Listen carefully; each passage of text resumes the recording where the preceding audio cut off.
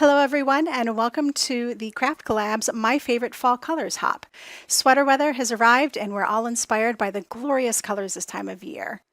We're each sharing our favorite fall color combinations in our projects to delight and inspire you. Don't forget to stop at each hop stop along the way. Some are giving away prizes and they'll have that information in the description and they'll share their prize with you on their video. I am giving away this Spring Farmhouse Journaling Note Cards collection by Prima. Even though it's spring, it would be great for fall projects that are soft and gorgeous. So don't forget to leave a comment because that's how you'll enter my giveaway. So my project is this lovely thank you card using the Everyday Bouquet from Concord and Ninth. And my color combos are a little fun. I don't go necessarily for the traditional, but I like to add in a beautiful shade of purple along with rust colors, oranges, and I love to throw in an aqua peacocky kind of color. So that plus some gold really will bring together a lovely fall combo for you. So let's get started with this project and I'll have you on your way to the next stop really quick. All right, so the first step is to go ahead and do a blended background, and I'm going to start with seedless preserves, and then I'm going to blend into my spice marmalade at the bottom and then add the fired brick in the center. So I'm going for deep colors because that's what fall is all about. You've got gorgeous sunsets and leaves changing color, and I don't want to be stingy with this blend. So I'm going to cover up this whole sheet of white cardstock, and you see how thick and quick I put that on there. So we'll get that one on, and then I'm going to go for the spiced marmalade along the bottom. I really need to get more of these little buggers so I don't have to change them around. So working in that spice marmalade on the bottom here.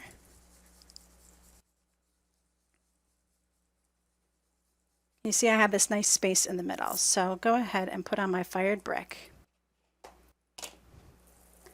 And then I'll just blend the edges together where I need to. So the fired brick really blends into the marmalade quite nicely. And then into this seedless preserves, not too bad. So this really doesn't need too much of a blend here. I'm going to bring in the seedless preserves just to touch up that line a little bit. And so we have this like really cool kind of sunsetty look going on here. And I think this blend is pretty good. There's so many other things that are going to be covering this up that I'm not too concerned about perfection there. Okay, so now I want to go ahead and add in some of the peacock feathers, and what I've done is I took just a clear block and I smushed it into the peacock feather. So that's what's on here, and I've used it of course for my sample, so it's dried up. I'm just going to add a drop of water to reactivate it, and I just have a small paintbrush here.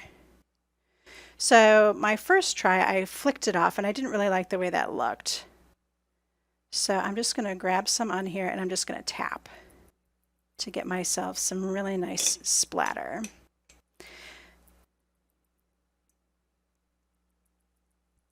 And at first it doesn't look like it's going to look very good, but if you just give this a minute to dry, it'll dry into a nice chalky peacock color.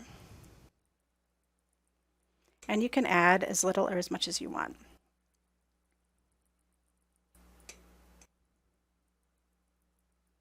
All right, so that looks pretty good. And while that is drying, I'm going to go ahead and add in some antique gold ink spray from Alta New. And so this needs to be shook up because it likes to separate. And then I'm just going to take the wand from inside. There we go. And get some gold spattering on here. And this, I really don't care if I get bigger spatters because those are going to turn into these gorgeous gold blobs, which is something that I really feel like you kind of see when you've got all these great fall sunsets. So that's pretty good. All right, so this just needs a minute or two to dry, and when we come back, we'll do the stamping and the die cutting. All right, while I'm waiting for that panel to dry, I'm going to go ahead and do the die cutting. So these are the dies from the Everyday Bouquet stamp set and die combo. And what I need to do is cut out a piece of this one here. And this is hibiscus from Basil. And I'm going to put together both the thanks and the outline, and this can be die cut at the same time. And then I'm going to go ahead and run the gold through, so that way I can just pop that behind and make that thanks stand out a whole lot. So I will, it's more important to make sure that these guys are all lined up. So I will go ahead and align this first, and then I'll go back and run that gold piece second. All right, so these guys are all nice and die cut up, and this piece is dry, and doesn't that just look absolutely gorgeous? So we're going to throw this through stamp positioner, and this is the turnabout jig from Concord or Ninth, and this works out really great when you already have a cut down piece. There's these little notches that show you where it should go, and I just have some dot temporary adhesive on here to keep it in place. And I already have my stamp aligned towards the center.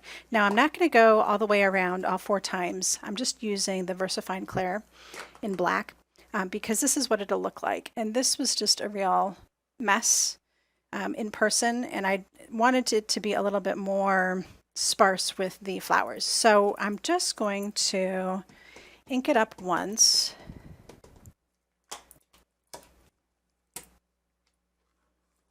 And then I'm going to flip it over completely,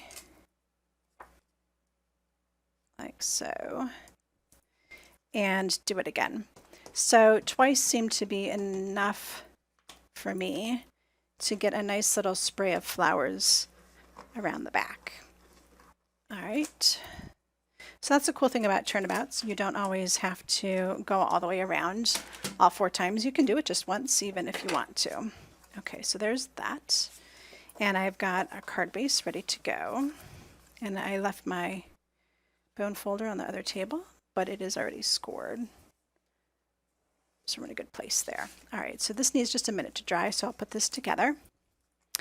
And these guys are just going to get stacked. So just a little bit of Tombow adhesive will do.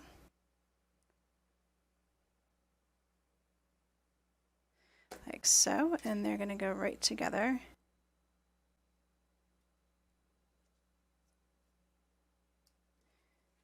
So cute. All right, and then I'm going to go ahead and put some foam adhesive on the back so this pops up.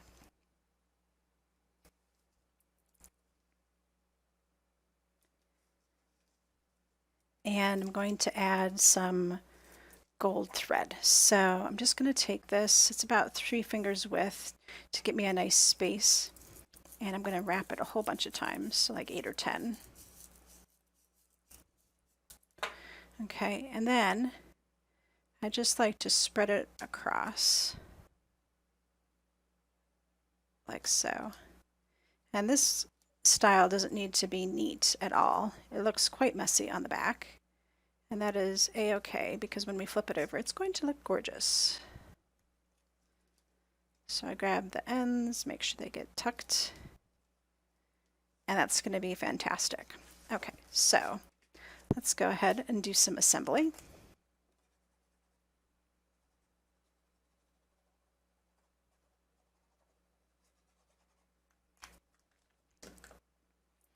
And this just fits right over the card base. There we go. And this guy has already got the adhesive taken care of there. Just get that aligned really nice. And there you have it. Now, if you wanted to, of course, you could add some rhinestones, or you could leave it plain just like that, and it would be just as gorgeous. I hope you enjoyed this project and that you love this fall color combination, and it inspires you to use it in some of your fall projects too. Thanks for joining us for this wonderful Craft Collabs hop, and we'll be back with you in October for another fantastic hop featuring stencils. I hope to see you again here on my channel. Don't forget to subscribe and don't forget to leave a comment for my giveaway. And I will see you again soon, but until next time, happy crafting.